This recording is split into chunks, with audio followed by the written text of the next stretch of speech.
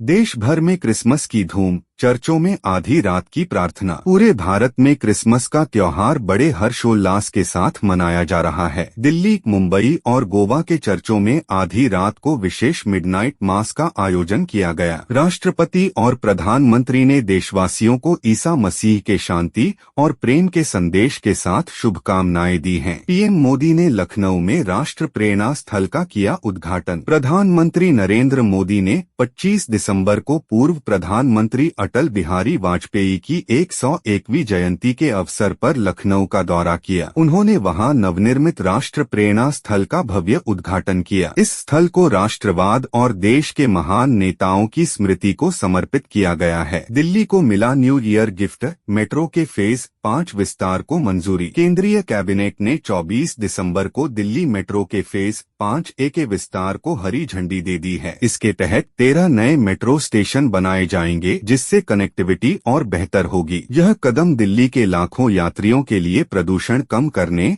और सफर आसान बनाने में मददगार साबित होगा। दिल्ली में 100 जगहों पर अटल कैंटीन की शुरुआत, 5 रुपए में खाना। अटल बिहारी वाजपेयी की जयंती के अवसर पर दिल्ली में अटल कैंटीन योजना शुरू की गई है। राजधानी के 100 अलग अलग स्थानों पर अब जरूरतमंदों को मात्र 5 रुपए में भरपेट और स्वच्छ भोजन मिलेगा। इस पहल की सोशल मीडिया पर काफी सराहना हो रही है। उत्तर भारत में भीषण कोहरा और शीतलहर का अलर्ट। मौसम विभाग IMD ने क्रिसमस के मौके पर उत्तर भारत में घने कोहरे और कड़ाके की ठंड की चेतावनी जारी की है। दिल्ली, पंजाब और हरियाणा में दृश्यता विजिबिलिटी 0 तक पहुंच गई है, जिससे कई ट्रेनें और फ्लाइट्स प्रभावित हुई हैं। यात्रियों को घर से निकलने से पहले स्टेटस चेक करने की सलाह दी गई है। गृह मंत्री अमित शाह का मध्य प्रदेश दौरा, भोपाल में अहम बैठकें। गृह मंत्री अमित शाह 25 दिसंबर को मध्य प्रदेश के दौरे पर रहे, जहां उन्होंने भोपाल में विभिन्न विकास परियोजनाओं का जायजा लिया। उन्होंने पार्टी पदाधिकारियों के साथ बैठक की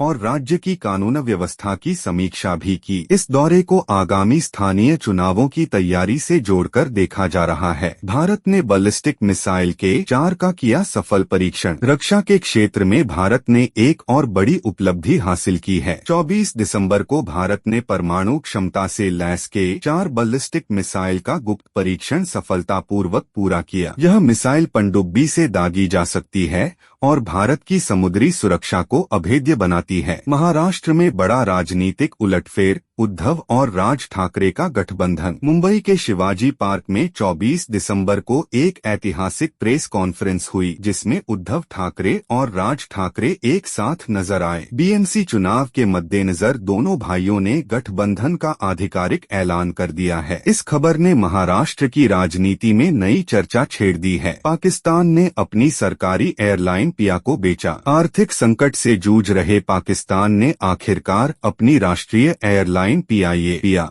का निजीकरण कर दिया है। 135 अरब की डील में इसे एक स्थानीय निवेश कंपनी के नेतृत्व वाले कंसोर्टियम को बेच दिया गया है। पाकिस्तान सरकार ने इसे अपनी अर्थव्यवस्था सुधारने की दिशा में एक बड़ा कदम बताया है। असम के कार्बी आंगलोंग में तनाव, सेना तैनात। असम के पश्चिम कार्बी आंगलोंग जिले में एक दिव्यांग की हत्या के बाद भारी हिंसा भड़क उठी है। स्थिति को नियंत्रित करने और कानून व्यवस्था बनाए रखने के लिए प्रशासन ने वहां सेना तैनात कर दी है। मुख्यमंत्री ने शांति की अपील की है और दोषियों के खिलाफ सख्त कार्रवाई का भरोसा दिया है। स्टॉक मार्केट में क्रिसमस की छुट्टी, कारोबार बंद। क्रिसमस के उपलक्ष्य में 25 दिसंबर को बॉम्बे स्टॉक एक्सचेंज BSE और नेशनल स्टॉक एक्सचेंज NSE में कोई कामकाज नहीं हुआ। शेयर बाजार अब अगले कार्य दिवस पर खुलेगा। निवेशकों के लिए यह सप्ताह छुट्टियों के कारण छोटा रहा, जिससे ट्रेडिंग वॉल्यूम में भी कमी देखी गई।